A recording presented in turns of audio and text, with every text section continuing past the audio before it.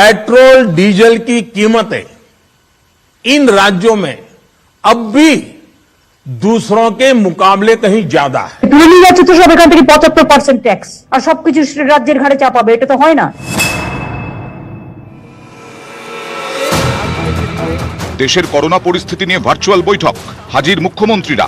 সেই বৈঠকেই পেট্রোল ডিজেলের দাম নিয়ে অবিজেপি রাজ্যগুলিকে নিশানা করলেন প্রধানমন্ত্রী। पेट्रोल डीजल की कीमतें इन राज्यों में अब भी दूसरों के मुकाबले कहीं ज्यादा है।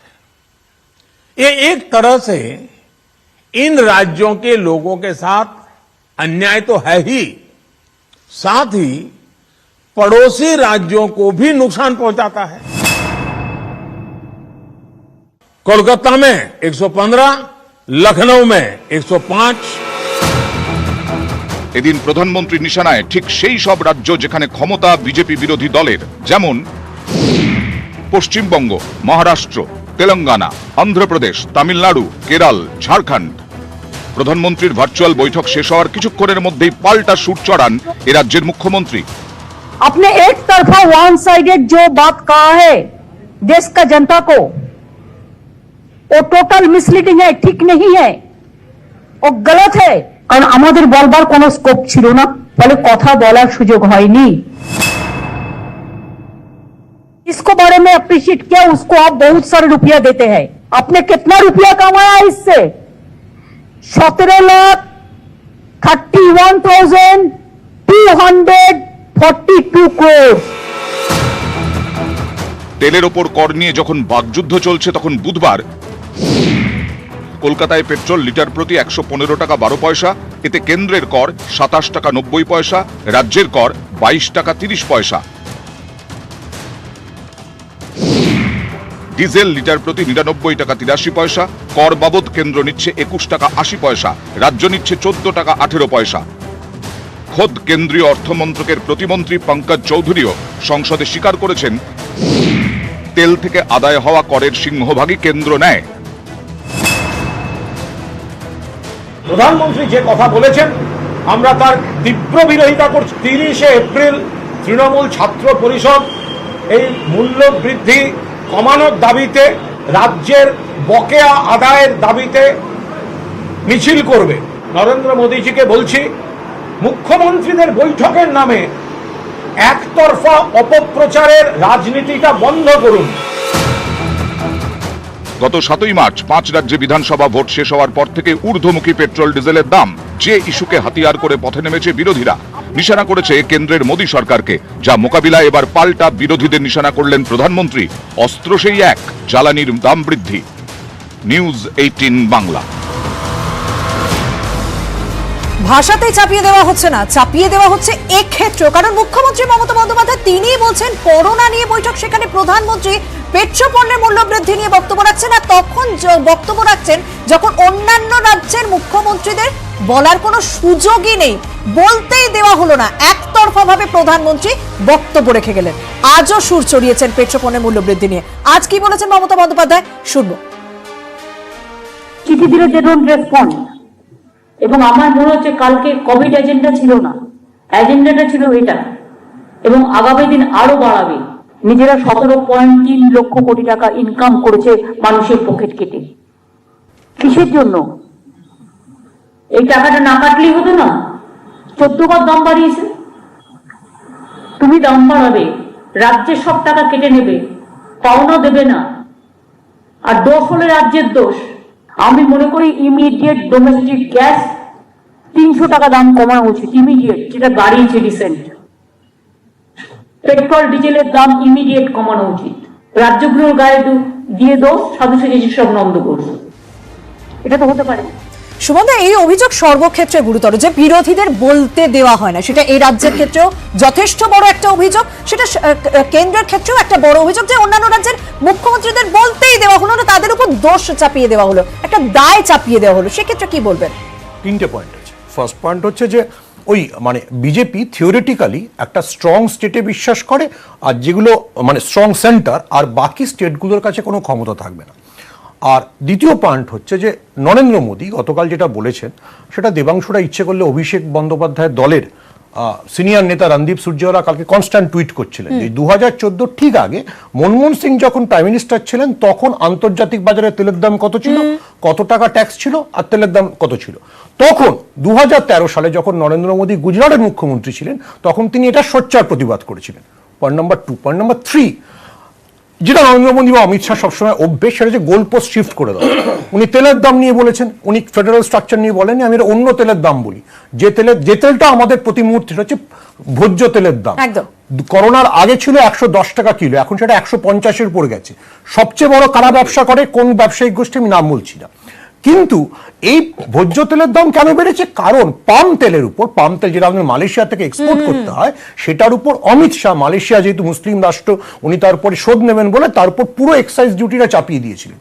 তার জন্য সেই সময় কিন্তু সেই ব্যবসায়িক গোষ্ঠীও সব খবরের কাগজে বেরিয়েছিল 2020, 2021-এ ঘোরতর প্রতিবাদ জানিয়েছিল যে আপনার এই জন্য কিন্তু এই পাম তেলের উপর করের জন্য কিন্তু আপনার ভোজ্য তেলের দাম বাড়বে। ভোজ্য তেলের দাম অন্তত 40% বেড়েছে, 120 টাকার জায়গায় 170 টাকা হয়েছে। সেটা তো কলকাতাতেও যা দাম, লখনৌতেও ওই দাম। আর দ্বিতীয়, নরেন্দ্র মোদী একদম হিসেব রাখেন না। হিসেবটা হচ্ছে যে মানে অন্য স্টেট লাভবান হচ্ছে মানেটা কি? মানে কলকাতার লোক কি লখনৌতে গিয়ে তেল কিনে আনছে যে তেলের দাম সস্তা বলে গাড়ি নিয়ে সকালবেলা বেরোলাম, ডিজেল ওখান থেকে কিনে আনলাম?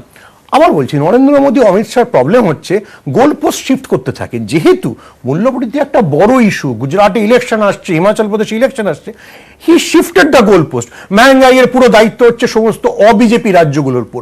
আমাকে নয় সব রাজ্য হিন্দিভাষী করে দাও, নাহলে সব রাজ্য বিজেপি ভাষী করে দাও, তাহলে আমি দেশটা ঠিক আছে। একদম ঠিক। এই জায়গা থেকে আমরা সাধারণ মানুষের কাছে একটা প্রশ্ন রেখেছিলাম যে সারা দেশে কি এক দল চায় বিজেপি, মানে অর্থাৎ একটা রাজনৈতিক দলই থাকুক? সারা দেশে কি এক দল চায় বিজেপি? হ্যাঁ বলছেন 59% মানুষ, না বলছেন 41% মানুষ, অর্থাৎ ভীষণ কাছাকাছি মানুষ বিশ্বাস করছেন যে বিজেপির একটা টার্গেট হয়তো সারা দেশে একটা রাজনৈতিক দলই প্রতিষ্ঠা করা। দেবাংশু, না দেখুন, আমি প্রথমে একটা কথা বলি, নরেন্দ্র মোদী এই যে একটা দাম কমানোর গিমিক দিয়ে বাকি রাজ্যগুলোর ওপরে প্রেসার দেওয়ার চেষ্টা করেছিলেন, আপনি যদি 2020 ফেব্রুয়ারির আগের হিসেব দেখেন, সেই তুলনাতেও এখনো পেট্রোল ডিজেলের দাম কিন্তু 8 টাকা এবং 6 টাকা করে বেশি। মানে এর আগে যা ছিল, যখন কিন্তু নরেন্দ্র মোদী এই সো কল্ড গিমিকটা করেননি। এখন আমার বক্তব্য হচ্ছে, খুব সহজ একটা প্রশ্ন ছুটছে বিজেপি, যে কেন্দ্রীয় সরকার তো 5 টাকা কমিয়ে দিল, এবার রাজ্যগুলো কমাক। আমার বক্তব্য হচ্ছে, যেটা আমাদের দাদা বললেন, যে নরেন্দ্র মোদী যখন গুজরাটের মুখ্যমন্ত্রী ছিলেন এবং রোজ তোপ দাগ দেন মনমোহন সিংকে, তখন উনি তার রাজ্যে ক টাকা ট্যাক্স ছাড় দিয়েছিলেন পেট্রোল ডিজেলের ওপর? 1 পয়সাও দেননি।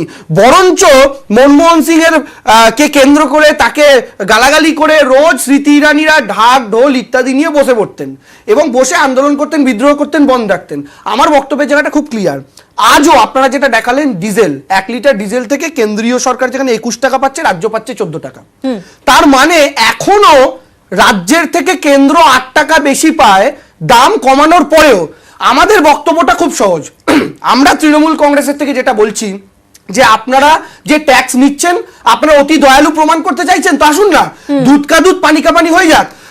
আপনারা আজ থেকে ঘোষণা করুন, পার লিটার পেট্রোল এবং পার লিটার ডিজেলে যা ট্যাক্স থেকে আমদানি হবে, কেন্দ্র 50%, রাজ্য 50% পাবে। ঘোষণা করুন, তাহলে দুধ কা দুধ পানি কা পানি হয়ে যায়। তাহলে কি হবে জানেন?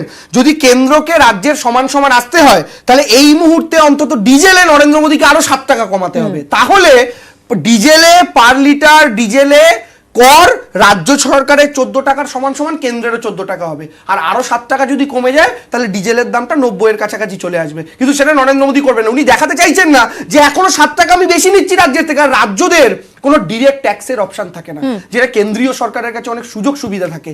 এবং আমাদের সবচেয়ে বড় প্রবলেম যেটা আপনাকে মাথায় রাখতে হবে, আপনারা বলুন তো, শুধু তেলের দাম নিয়ে আজকে রাজ্যের উপর চাপাচ্ছে? যারা আপনার টিভি দেখছে এই মুহূর্তে, যে মানুষগুলোকে সুগার থেকে, থাইরয়েড থেকে নিত্য নৈমিত্তিক সমস্ত ওষুধ খেতে, সেই ওষুধগুলোর দাম কি হারে বেড়েছে, কোথায় ছিল? ক্যান্সারের ট্রিটমেন্টের, ক্যান্সারের যে ওষুধ, যেগুলো জীবনদায়ী ওষুধ, সেই সমস্ত ওষুধের দাম কোথায় বেড়েছে? আপনি সর্ষের তেলে বাড়াচ্ছেন, আপনি গ্যাসে বাড়াচ্ছেন, আপনি জীবনদায়ী ওষুধে বাড়াচ্ছেন।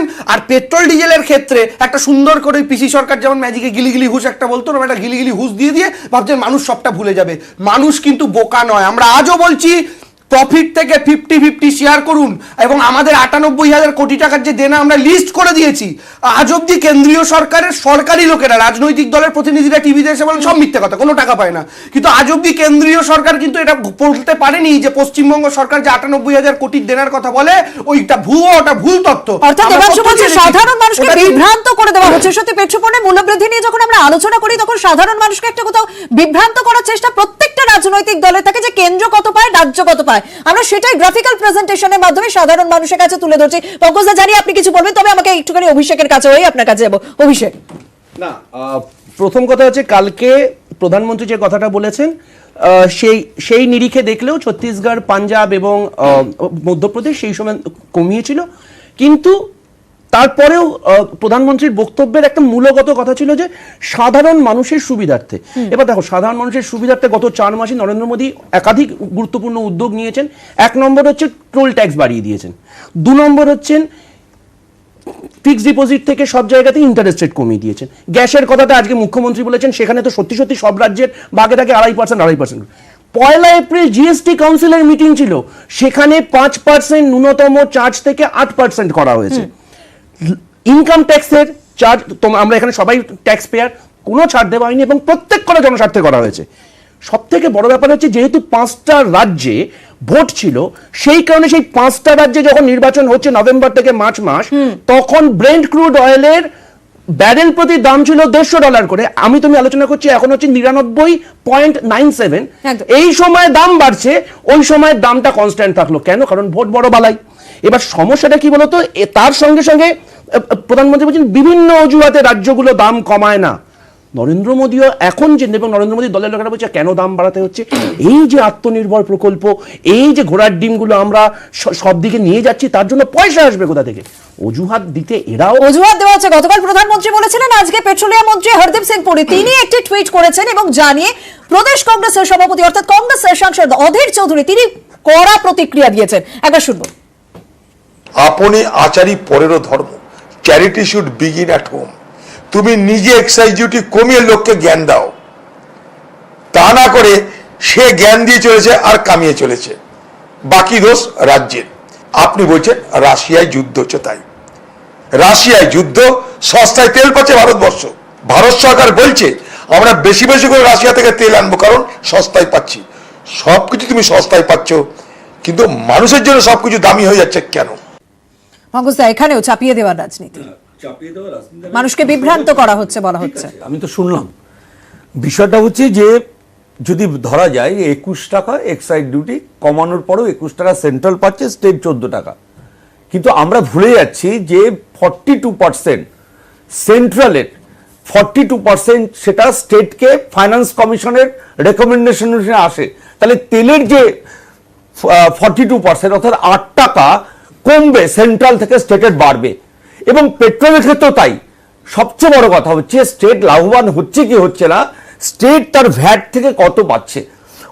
2019-20 7,161 কোটি টাকা পেয়েছিল, কিন্তু 19-20-21 তার বরাদ্দ বাজেট যে বরাদ্দ তারা করেছিলেন এস্টিমেট, সেটা হচ্ছে 7,538 কোটি টাকা, কিন্তু প্রকৃতপক্ষে পেয়েছে 8,200 কোটি টাকা। অর্থাৎ প্রথমে 400 কোটি, তারপরে আরো 700 কোটি টাকা, এবং পরের বছরে 8,400 কোটি টাকা। অর্থাৎ দুটো জায়গা থেকে এরা পাচ্ছে, এটা হচ্ছে তেল এবং মদ, এটা বিক্রি করে পাচ্ছে, এটা বলা কোনো অভিযোগ থাকে না। তেল আর মদ থেকে পাচ্ছে এই রাজ্য। সাধারণ মানুষ কি কম টাকায় তেল কিনতে পারবে? ভোজ্য তেল হোক বা পেট্রোপণ্য, আমি এটারই উত্তরটা দিচ্ছি। যেটা ক্যালকুলেশন করা হচ্ছে সেই সেন্ট্রাল এক্সাইজ যোগ করে দিচ্ছি। আমি প্রথম কথা বলি, পঙ্কজদা একটা কথা বললেন, আমি একদম আমি সংক্ষেপে বলি। এই যে 42% টাকা ফেরানোর কথা বলা হয়, এই টাকাটা এক্সাইজ ডিউটির ওপর, ঠিক, কিন্তু এই কেন্দ্রীয় সরকার আসার পর তারা এক্সাইজ ডিউটি দিন দিন কমিয়েছেন এবং তার উপরে সেস বাড়িয়েছেন। সেস আর এক্সাইজ ডিউটির মধ্যে কি তফাৎ? যে শেষের টাকার ভাগ রাজ্যকে দিতে হয় না, শুধুমাত্র এক্সাইজ ডিউটির ভাগ দিতে হয়। ওই বাবদ আমরা 75 পয়সা পাই, যেটাকে উনি 8 টাকা বলছেন।